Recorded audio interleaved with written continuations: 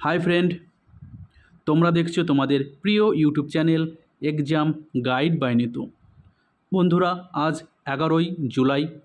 আজ তোমাদের SSC CSL পরীক্ষার শেষ দিন। বন্ধুরা, এখন আমি তোমাদের সঙ্গে আলোচনা করব ফার্স্ট শিফটে এসে যাওয়া প্রশ্নগুলো নিয়ে। ফার্স্ট শিফটে আমি যে সমস্ত প্রশ্ন তোমাদের জন্য সংগ্রহ করতে পেরেছি সেই সমস্ত প্রশ্নের সঠিক পর্যালোচনা আমি করব। তো বন্ধুরা, ভিডিওটা যদি ভালো লাগে অবশ্যই লাইক করে দেবে, আর চ্যানেলে যারা নতুন আছো এখনও সাবস্ক্রাইব করোনি তো বলবো অবশ্যই চ্যানেলটি সাবস্ক্রাইব করে দেবে। তো চলো দেরি না করে শুরু করা যাক প্রশ্নগুলো।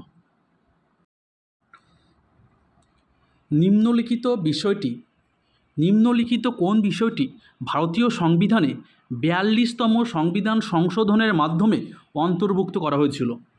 42তম সংবিধান সংশোধন, যেটি 1976 সালে হয়েছিল। 42তম সংবিধান সংশোধনের মাধ্যমে মৌলিক কর্তব্য ভারতীয় সংবিধানে অন্তর্ভুক্ত করা হয়েছিল। ঠিক আছে, তো তখন মৌলিক কর্তব্যের সংখ্যা ছিল 10টি। আর 42তম সংবিধান সংশোধনের মাধ্যমে প্রস্তাবনায় সমাজতান্ত্রিক এবং ধর্মনিরপেক্ষ এই শব্দ দুটি কিন্তু যুক্ত করা হয়েছিল।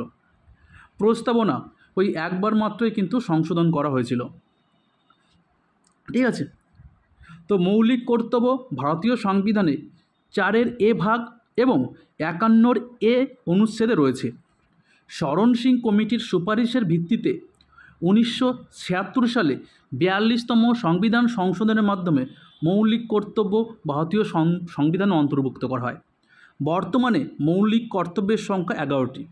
আর মৌলিক কর্তব্য রাশিয়ার সংবিধান থেকে নেওয়া হয়েছে। আর প্রস্তাবনা কোন দেশের সংবিধান থেকে নেওয়া হয়েছে? তো আমেরিকা যুক্তরাষ্ট্রের সংবিধান থেকে কিন্তু প্রস্তাবনা নেওয়া হয়েছে আমেরিকার সংবিধান থেকে। ঠিক আছে, চলো নেক্সট।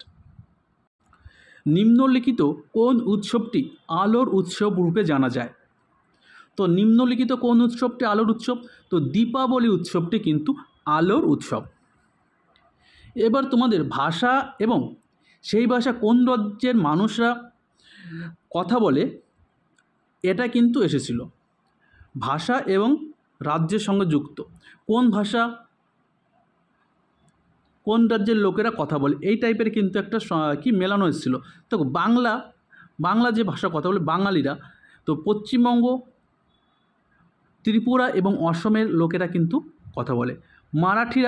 মারাঠি ভাষা মুম্বাইয়ে বা মহারাষ্ট্রে কিন্তু লোকেরা মারাঠি ভাষায় কথা বলে।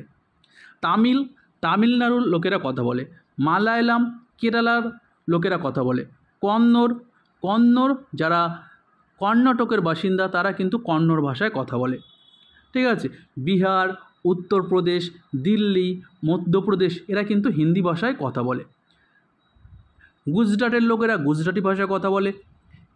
অন্ধ্রপ্রদেশের মানুষ তেলেগু ভাষায় কথা বলে। এই টাইপের কিছু প্রশ্ন এসেছিল। পরবর্তী প্রশ্ন, কে কত্থক নাচের লখনৌ ঘরানার প্রতিষ্ঠা? আমরা জানি কত্থক নাচটি একটি শাস্ত্রীয় নৃত্য, যেটি ভারতের উত্তরপ্রদেশের একটি শাস্ত্রীয় নৃত্য। তো ঈশ্বরী প্রসাদকে বলা হয় কত্থক নাচের লখনৌ ঘরানার প্রতিষ্ঠাতা, ঈশ্বরী প্রসাদ। ঠিক আছে, চলো নেক্সট। কবাডি খেলায় কোন রঙের কার্ড ব্যবহার করা হয় না? তো কবাডি খেলায় সাধারণত 3টি রঙের কার্ড ব্যবহার করা হয়। কী? সবুজ, হলুদ এবং লাল, এই 3 রঙের কার্ড ব্যবহার করা হয়। তো এই 3 রঙের 4টে করে অপশন থাকে। এই 3টের অপশনের বাদে যেটা তোমাদের অপশনে ছিল সেটা কিন্তু উত্তর হয়ে যাবে। তো সবুজ, হলুদ এবং লাল এই 3 রঙের কার্ড কিন্তু ব্যবহার করা হয়। কবাডি খেলায় প্রতিটি দলে 7 জন করে খেলোয়াড় থাকে। কবাডি খেলার সময় 40 মিনিট, 20-20, 40। ঠিক আছে, 20-20 প্রতি 2টো হাফ, 20-20 এবং মাঝখানে কিন্তু 5 মিনিটের একটা বিরতি থাকে। চলো নেক্সট। স্বামী বিবেকানন্দ শিকাগো সম্মেলনে কোন সালে ভাষণ দিয়েছিলেন? তো আমেরিকার শিকাগো শহরে তিনি 1893 সালে ভাষণ দিয়েছিলেন।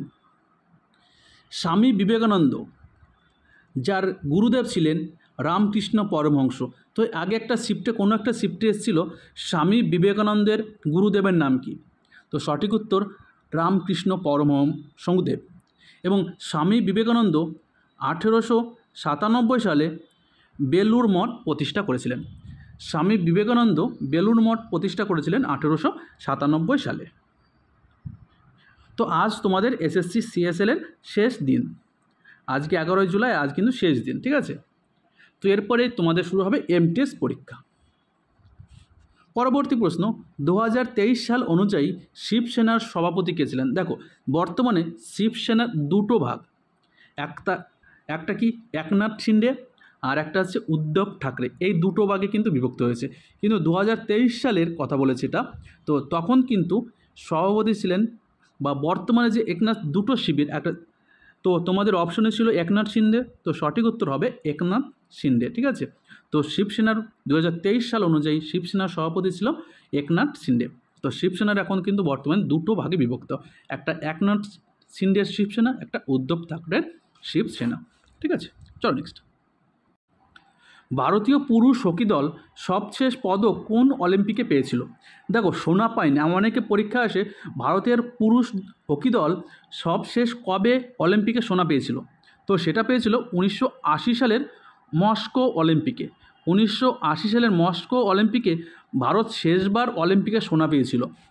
আর শেষ পদক পেয়েছিল 2020 টোকিও অলিম্পিকে ব্রোঞ্জ। তো খেলাটা হয়েছিল 2021-এ, ঠিক আছে। এখানে কিন্তু ব্রোঞ্জ পদক পেয়েছিল। ভারত জার্মানিকে 5-4 গোলের ব্যবধান হারিয়ে ব্রোঞ্জ পদক পেয়েছিল টোকিও অলিম্পিকে। টোকিও অলিম্পিকে ভারত 1টি সোনা, 2টি রূপো এবং 4টি ব্রোঞ্জ পদক সহ মোট 7টি পদক কিন্তু পেয়েছিল। ভিডিওটা তোমাদের যদি ভালো লাগে অবশ্যই একটু লাইক করে দেবে। পরবর্তী প্রশ্ন, নিম্নলিখিত কোন লোকসঙ্গীতটি রাজস্থানের লোকসঙ্গীত? তো রাজস্থানের যে সমস্ত লোকসঙ্গীত তারা হলে ভোপা, চ্যাং, তেরাতলি, গিন্ডার, কাচ্চি ঘড়ি, তেজাজি, এই সমস্ত কিন্তু রাজস্থানের লোকসঙ্গীত, ঠিক আছে। তো এইটার মধ্যে যেটা অপশন থাকবে সেটাই কিন্তু তোমাদের সঠিক উত্তর হয়ে যাবে। ভারতীয় সংবিধানে অনুচ্ছেদ 343 থেকে অনুচ্ছেদ 351 পর্যন্ত সংবিধানের কোন ভাগে রয়েছে? তো অনুচ্ছেদ 343 থেকে 351 এটি কিন্তু ভাগ 17, যেটা সরকারি ভাষার কথা কিন্তু বলা রয়েছে। দেখো, ভাগ 1 যেটা অনুচ্ছেদ 1 থেকে 4 রাষ্ট্র ও রাজ্যসমূহ, ভাগ 2 যেটা অনুচ্ছেদ 5 থেকে 11 নাগরিকত্ব, ভাগ 3 যেটা মৌলিক অধিকার 12 থেকে 35 নম্বর অনুচ্ছেদ, ভাগ 4 যেটা অনুচ্ছেদ 36 থেকে 51 যেখানে বলা আছে রাজ্য পরিচালনার নির্দেশমূলক নীতি বা ডিপিএসপি, আর 51 এ আছে ভাগ 4 এতে, ঠিক আছে।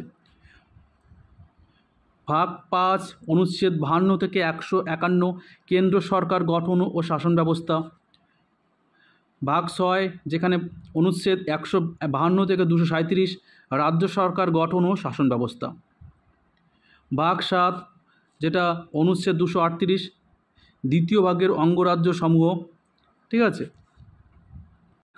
ভাগ 8 অনুচ্ছেদ 239 থেকে 242 রাষ্ট্রের কেন্দ্রশাসিত অঞ্চল সমূহের শাসন ব্যবস্থা, ভাগ 9 যেখানে 243 থেকে 243 ও পর্যন্ত বলা আছে পঞ্চায়েত শাসন ব্যবস্থা, ভাগ 9 এ পৌরসভা শাসন ব্যবস্থা, ভাগ 9 বি যেখানে অনুচ্ছেদ 243 জেড থেকে 243 জেডটি কোঅপারেটিভ সোসাইটি, ভাগ 10 অনুচ্ছেদ 244 থেকে 244 এ তপশিলি জাতি এবং তপশিলি উপজাতি এলাকা, ভাগ 11 অনুচ্ছেদ 245 থেকে 263 কেন্দ্র ও রাজ্যের মধ্যে সম্পর্ক, ভাগ 12 অনুচ্ছেদ 264 থেকে 300 এ অর্থ সম্পদ চুক্তি এবং মামলা মোকদ্দমা, ভাগ 13 অনুচ্ছেদ 301 থেকে 307 ব্যবসা বাণিজ্য এবং রাজ্যগুলোর মধ্যে সম্পর্ক, ভাগ 15 এ 14 এ কি বলেছে 223 এ থেকে 223 বি ট্রাইব্যুনাল সমূহ, ভাগ 15 অনুচ্ছেদ 324 থেকে 329 এ নির্বাচন সমূহ। ভাগ 16 যেখানে বলা রয়েছে কিছু শ্রেণী সম্পর্কে বিশেষ বিধান। ভাগ 17 অনুচ্ছেদ 243 থেকে 343 থেকে 351 সরকারি ভাষা। ভাগ 18 অনুচ্ছেদ 352 থেকে 360 জরুরি অবস্থা। ভাগ 19 অনুচ্ছেদ 361 থেকে 367 বিবিধ বিষয় বা মিসেলেনিয়াস সম্পর্কে আলোচনা করা রয়েছে। বিবিধ। ভাগ 20 অনুচ্ছেদ 368 সংবিধান সংশোধন। ভাগ 21 369 থেকে 392 অস্থায়ী ও পরিবর্তনযোগ্য বিশেষ বিধান। ভাগ 22 393 থেকে 395 অনুচ্ছেদ সংক্ষিপ্ত নাম সূচনা হিন্দিতে প্রামাণ্য পাঠ এবং প্রত্যাহার। অনুচ্ছেদ 21 কত বছরের শিশুদের প্রাথমিক শিক্ষা বাধ্যতামূলক করা হয়েছে? তো 6 থেকে 14 বছর পর্যন্ত শিশুদের বাধ্যতামূলক প্রাথমিক শিক্ষায় এখানে অনুচ্ছেদ 21 এতে কিন্তু বলা রয়েছে। কোন মোগল সম্রাটের নির্দেশে গুরু তেগ বাহাদুরকে হত্যা করা হয়? তো ঔরঙ্গজেবের নির্দেশে গুরু তেগ বাহাদুরকে হত্যা করা হয়। তিনি গুরু তেগ বাহাদুর 11 নভেম্বর 1675 সালে মারা যান। গুরু তেগ বাহাদুর ছিলেন শিখদের নবম ধর্মগুরু বা শিখ গুরু। হাওড়া ব্রিজের নির্মাণ কবে শেষ হয়েছিল? তো হাওড়া ব্রিজের নির্মাণ 1942 সালে শেষ হয়েছিল। হাওড়া ব্রিজ নির্মাণ শুরু হয়েছিল 1937 সালে এবং কাজ শেষ হয়েছিল 1942 সালের আগস্টে। আর 1943 সালের 23 ফেব্রুয়ারিতে জনসাধারণের জন্য খুলে দেওয়া হয়েছিল। ঠিক আছে, 1943 সাল থেকে কিন্তু এই হাওড়া ব্রিজের থেকে যানবাহন বা মানুষজন চলাচল শুরু করেছিল। কোনটি ভারত এবং পাকিস্তানের মধ্যে সীমারেখা? তো ভারত এবং পাকিস্তানের মধ্যে সীমারেখার নাম র্যাডক্লিফ লাইন। ঠিক আছে। দিল্লি শহরটি কোন নদীর তীরে অবস্থিত? তো সঠিক উত্তর যমুনা। দিল্লি শহরটি যমুনা নদীর তীরে অবস্থিত। তো বন্ধুরা ভিডিওটা এই পর্যন্ত। ভিডিওটা ভালো লাগলে একটু লাইক করবে, বন্ধুদের সঙ্গে শেয়ার করবে। ধন্যবাদ।